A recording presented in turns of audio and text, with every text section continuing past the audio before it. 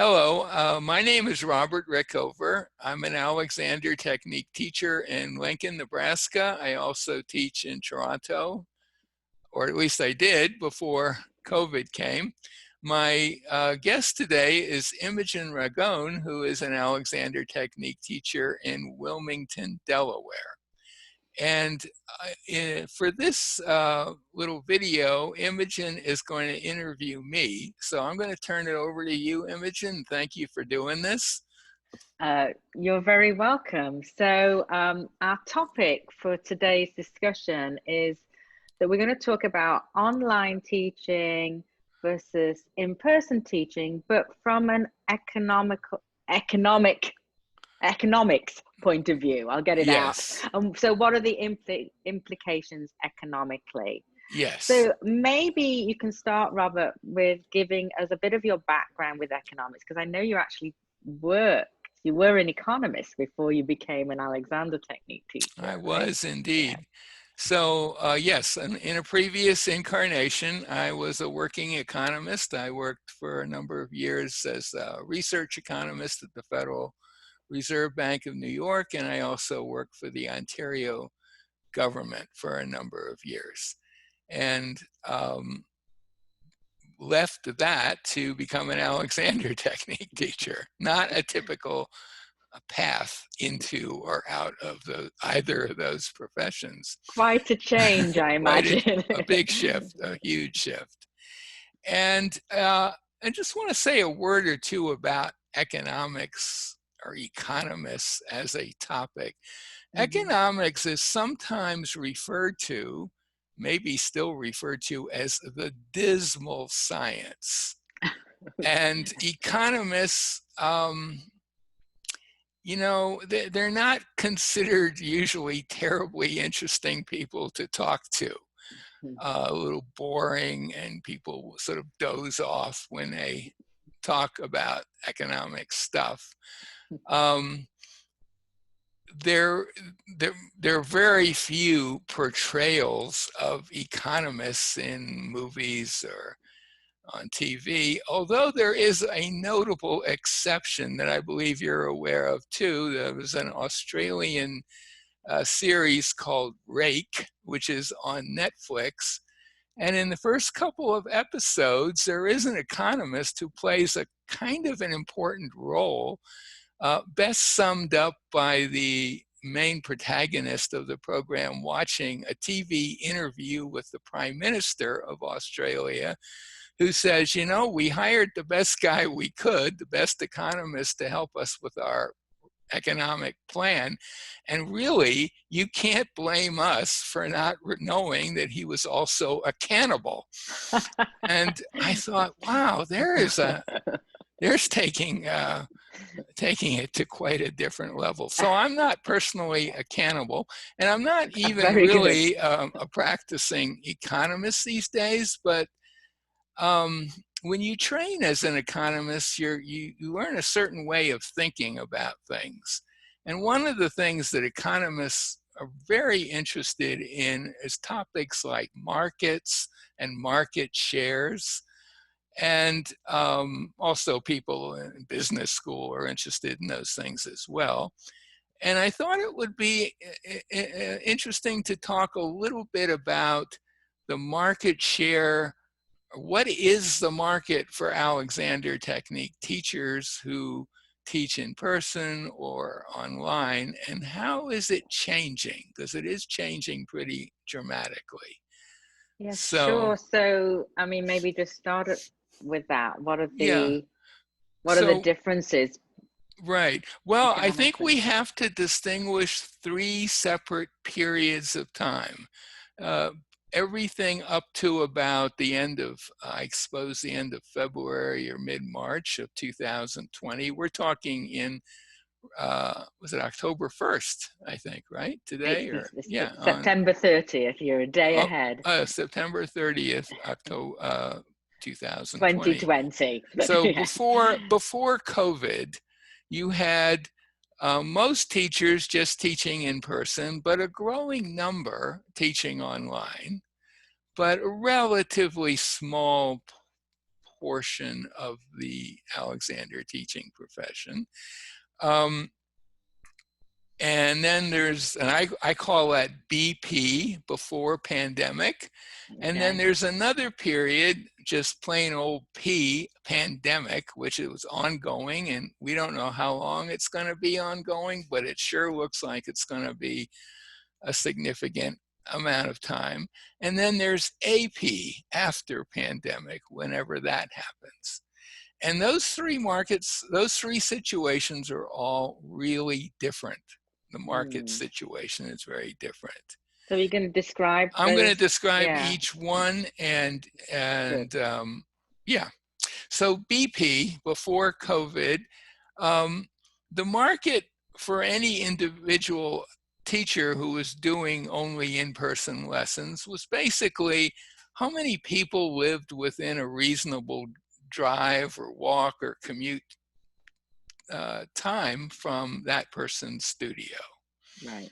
unless they were working at a university or something. But a typical self-employed Alexander teacher, that would be the size of the potential market in terms of just total number of people, even including kids and stuff, because we're going to make comparisons that so the absolute number is not all that important, but the most you could ever imagine might be someone living in New York City or London or some, yeah, those two cities in particular, where, you know, that potential market could have been as many as 15 or 20 million people. Mm. The actual market would be significantly smaller because little kids don't take lessons and so on. But you know, 20 million people is a lot of people. Most teachers would be living somewhere where it might be a million people or 2 million people. Right. I live in Lincoln, Nebraska. I'd say my potential market at that point would be just over a million, maybe. Lincoln, medium-sized city, Omaha, a larger city, a million two, something like that. Those teachers who were teaching online at that point, their potential market, well, the world's population, I just looked it up, is almost 8 billion people now. We could cut that by With people with 75. internet, yeah. Yeah, we'll get rid of the people without internet, and we'll even get rid of the people who don't speak English, because most of us speak English. So maybe it's 2 billion people. Well, 2 billion compared with 20 billion, that's a 100-fold increase. 2 billion compared with 2 million, that's a 1,000-fold increase. Much bigger market. And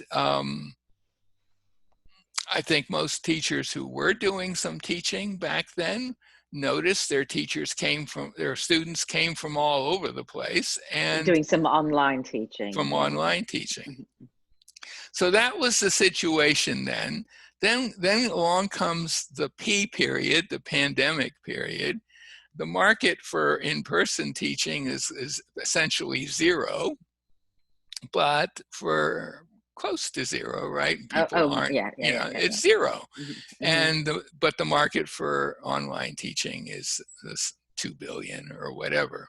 And then after pandemic, the market for teachers who just do in-person teaching is back to where it was, perhaps as much as 15 or 20 million. And the market for online teaching is back to the 2 billion or so. But there are some changes that occur from the first period to the last. Well, the market for individual teachers is, you know, maybe still 15 or 20 million if they're just doing in person. There's a lot more competition for that market now. It's not just people who happen to live in their area, but since a lot more teachers are teaching online, pretty dramatic increase over the last several months.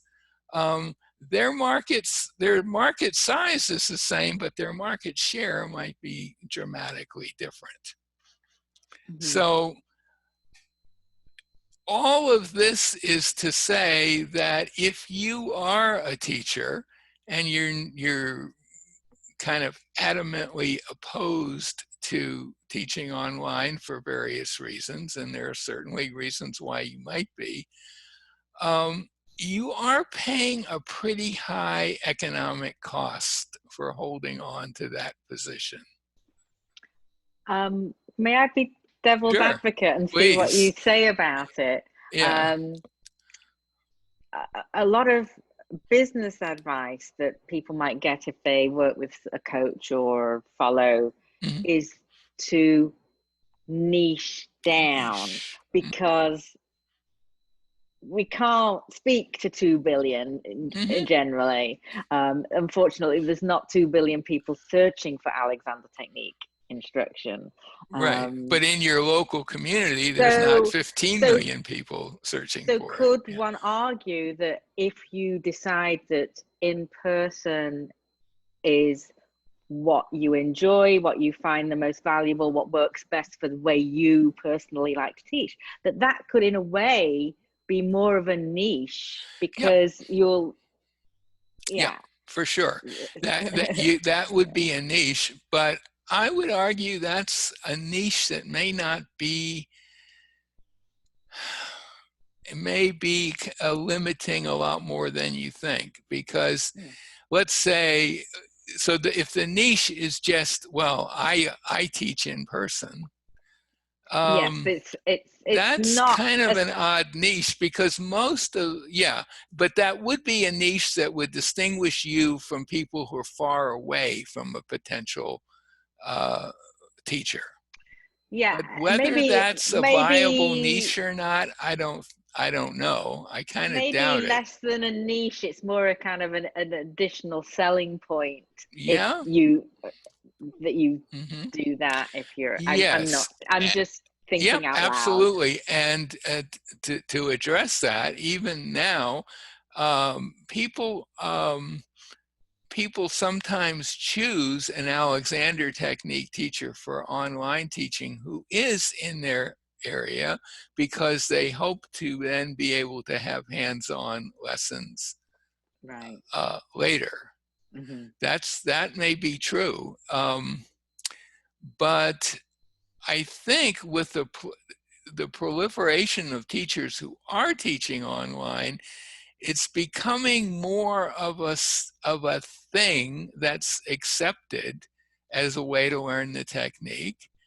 And I'm not sure that the online part is, you have to really, you have to take into account, well, okay, if my niche is I only work with people online, in person, then you're saying I'm only working with people who are willing and able to commute to me and back, which is going to take up a lot of a hunk of time, maybe an hour or so, that a lot of people just don't have these days.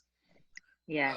It's a pretty expensive proposition time-wise to travel a half hour to see a teacher and then drive back or commute back to Yeah. your So home. there's a not there's an economic and a time cost. Well, I'd say the time I cost is an economic cost, because yes. for Yeah. most people, their time is worth quite a bit, Yeah. especially people who have busy lives, have kids. And even now during COVID, I mean, people are homeschooling a lot, and it's not that easy for some parents just to take off for an hour and a half or 2 hours. Yeah. So there is this huge advantage time-wise with online teaching. That's the big point I'm making. And Yes. um, And my little sidetrack about niche, in a way, it's not really a niche, because a niche would be more what well, it could be I what want to work with musicians, but that's going to musicians or be the same. You're going to have the same disparity of numbers. yes, yeah. Um, So yeah. yeah. So and yeah, so that, I mean, that's the basic thing. I think that I'm really addressing those teachers who have kind of stayed away from online. They Hmm. just don't want to go there Hmm. at all. And I'm suggesting they might possibly want to reconsider that based on the fact that so many other teachers who had that same view only a few months ago are now quite enthusiastic about what they're doing. And Right. maybe, maybe it would be a useful thing if you are such a teacher to just reassess that position. So do I'm you sure have, there's some teachers who are never ever going to want to teach online. I have no doubt of that. and I am thinking out loud again, there's probably some people, we're doing so much online, and to be able to go and be in someone's presence and have this beautiful um touch, that Alexander technique teachers learn to do, Hmm. um that I imagine there's the segment of the potential market that maybe a very small segment, but Hmm. that would really value it, that are sick of online stuff, Yep. um, Oh, I could so see that for sure. yeah, yeah. Absolutely. So I just, But but big I agree with picture, you. I Yeah. think I think if you limit your practice to in person, you're cutting yourself off from a huge opportunity. And that's it basically. Yeah. It's an expensive choice to make is what how Mm. I might phrase it. So do you have any advice I for do. I do. teachers of how they could, I mean, it doesn't have to be a I'm only going to teach online. It's more, it's like Absolutely. you can add this as an option. Sure. Sure. When COVID's done, I'm sure I'll be back to doing some in-person lessons, Hmm. but I still think that the majority of my teaching even then will be online, just Yeah. because of the numbers. Or where I live, the market is relatively small, the area around me, compared to, say, a big city, a big urban Hmm. center. Um, yeah, so Yeah. in terms of suggestions, I mean, one Yeah. suggestion would be, if you are a teacher who really doesn't like the idea of teaching online, I think you owe it to yourself to make sure that um, position is based on some personal experience. And certainly one way to get some personal experience would be, you already have some students that you may have been teaching before. You could offer them a couple of free online classes, just as a way for you to practice a little bit. Hmm. That would be a pretty easy and safe way. You'd say, I don't know what's going to happen, but hey, it's free, and would you be willing to Sure. Hmm. experiment? Or let's say you have a friend or a colleague who you think might be interested in the technique, especially if the first couple of lessons were free. You say, could you just take a couple of lessons with me and give me some feedback?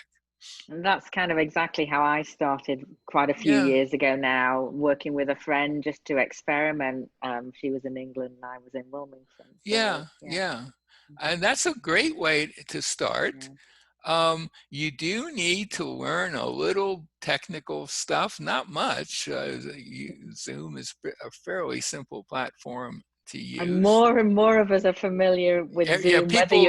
whether Well, you're that's using the it for other. Yeah, teaching or not. Yeah, if yeah. you ask someone if they'd be willing to do a Zoom lesson with you, they're going to know exactly what to do Yeah, there's that. not And yeah, as much. Yeah. it's Hmm. not some weird new Mm. idea.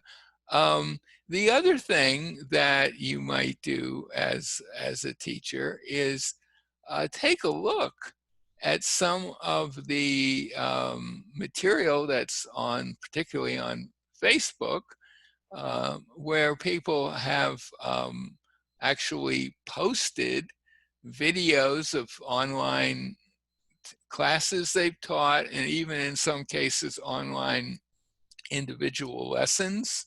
And just Hmm. take a look and see how other teachers are doing it. I would think it would make sense, if you really feel like you don't have any idea of how to proceed, to maybe have a lesson or two with some teachers who are doing it. Have them teach you a lesson online. I mean, it's not, most of the teachers that I've heard from have said they are just shocked by how effective it is with Yeah. ones who just started doing it. And I guess that was my own experience years ago when I experimented, Yeah, teaching with my friend, and yeah, yeah, just like, oh, this is really valuable. I actually love online teaching. yeah. So Me too. I love it. I have to say it has. When I do go back to in-person teaching, that in-person teaching will be quite different than it mm, was before. I've learned a lot by teaching online that I can apply to in-person teaching. But I'm really just saying, if yeah. you're someone who has not really thought about it, maybe it would be worth a little of your time to investigate really what would happen if you dipped your toe in the water. Yeah. And That's then that's you'll, that's it. yes, yeah. Um, but Making a more informed choice is what yes, you're, yeah. uh, Hmm. analyzing conditions present, Exactly. Yes. to Yeah. use a Yeah. little jargon here. Yeah. Yeah. Yeah. Yeah. Yeah. Now, on the somewhat negative side, I Hmm. hate to be negative, but we, Go for it. yeah, embrace your negativity. We've talked before about the digital divide in the Alexander world. Yes. This is Yeah. way before COVID, that Mhm. there is a growing but relatively small percentage of Alexander Technique teachers who were using the web very effectively to communicate, to get the word out, to attract students, and so on. And then there was a much larger percentage who really weren't there very much, or maybe they had a very rudimentary website, but there were and still are quite a number of Mhm. teachers with no website. Um, and there's this kind of a divide between those who are really embracing the technology and those who are lagging behind. And online teaching has exposed that digital rift even more dramatically, I would say, Yes. Yeah. because most of the teachers who are not teaching You, online are not teaching. well, if you don't have an online presence, you're unlikely to get online students. You're unlikely to get almost Well, any students, well, right? Yeah, especially yeah. online Right. students, right? Well, and Yeah. that does a sort of a little add on there. Mm, If you are teaching online, or if you decide to teach online, it would be really wise to have a, a prominently displayed page on your site that talks about that mhm, and discusses it and gives people information about what they need at their end in terms of space requirements and lighting and camera and so on, mm. to make it really clear to visitors, yeah, this person is available for online teaching. They also may be in your neighborhood, so maybe that would be a good person to start with, because at some point they'd be available for hands-on. But here's the really sad thing, Imogen. Okay. I'm going to end on a really sad note here. Most teachers who have, a lot of those teachers who are kind of adamant about not teaching online are also not online very much. Certainly, Mm. many of them have no idea about what's, for example, going on Facebook right now, which is So really, when you say on Facebook, you're not meaning in general. You're talking about like on the Alexander Technique well, yeah, forum and yeah, Alexander Technique. various Yeah. groups on Yeah. Facebook, Yeah. Yeah. Yeah. some of them quite large at this Hmm. point, where there's discussions of all things Alexander that I would think would be pretty interesting to anyone who is a teacher or serious Absolutely. student. And there's one group devoted to just online teaching. I'll put links to a couple of those pages. Um, groups, it's a very vibrant world there Hmm. on those groups. Wouldn't you Yes, agree? absolutely. Yeah. Yeah. So then the question is, well, if they're not there and they're probably not watching this, how how could how could the profession as a whole maybe make this kind of information more available? And really, I think the only organizations that are capable of that at this point are professional societies. Hmm. Now, AMSAT, to its credit, has run a number of little kind of seminars Hmm. about online teaching. I Yep. never thought I would see that. And I believe STAT did some sort of series that included some stuff on online teaching. Hmm. Um, so I think they could do both, and other organizations could do a lot more, because that's really, I think, the only way to reach those teachers who are just not there Hmm. to get the information that might be useful to them. Right. Right. Do you have any Yeah. other thoughts on that? I mean, it seems No, but like, yeah, I think you're right, and I think it was really great. What I can only speak from AMSAT because I'm a member of mhm, AMSAT, right, but they did a really nice series that were put on by, I think, the membership um, chair was really instrumental, Amanda.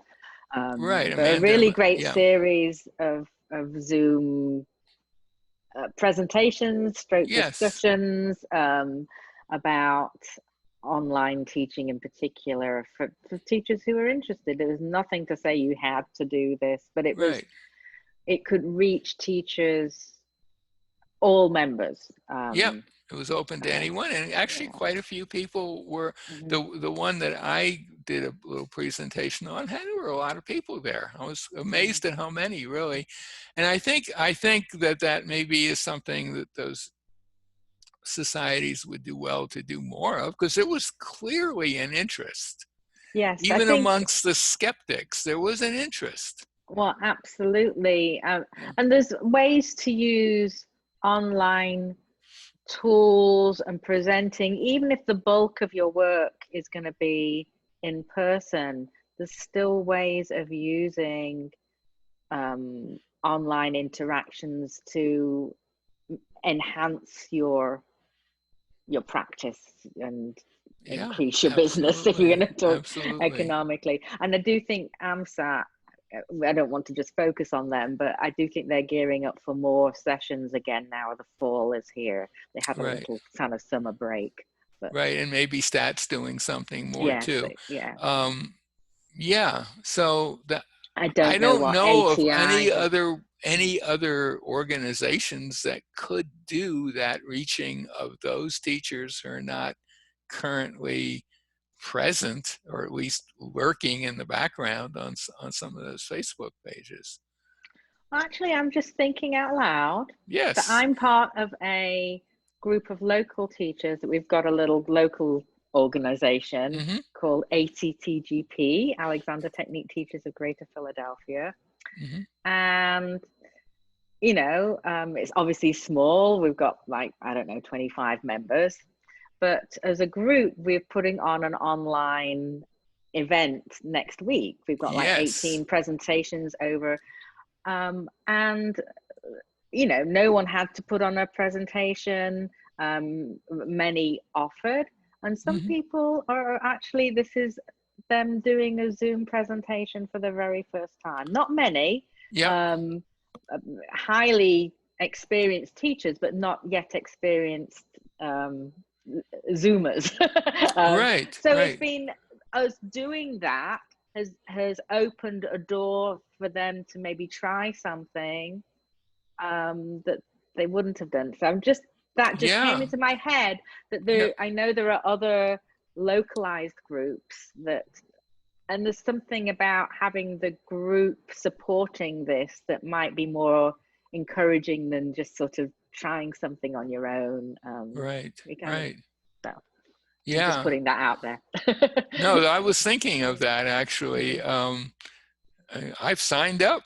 Yeah, I don't know how many classes I can do, yeah. but I'm going to do what I can, because I'll say, if you are teaching online, for those people who Hmm. are, it's fascinating to watch other people teach online, Hmm. because you may get some little nugget of an idea, a way of teaching that you had not thought of before. Yeah, it could be just a really small thing A out of a little whole thing, class. and it can And make it a can huge. also be little technical things that you hadn't realized that you could do. Right, So right, it can be a little bit of both. right. It can be very, um, yeah, And very I will say interesting. that Zoom is sort of turned out to be the default platform for most of this, and it really Yeah, is an excellent platform, and it's pretty easy to use, but it has a lot of good features that yep, you can bring to yeah, bear. yeah. So that's pretty much all I've got to say on the topic. All Um, right, very good. Thank you. Very that, fascinating, actually. So well, yeah. thank you. Hmm. I'll just say thank you, Imogen, for being for being the Being the interviewer, devil's advocate. being, yeah, all of that. And great. So I will bring this little discussion to an end.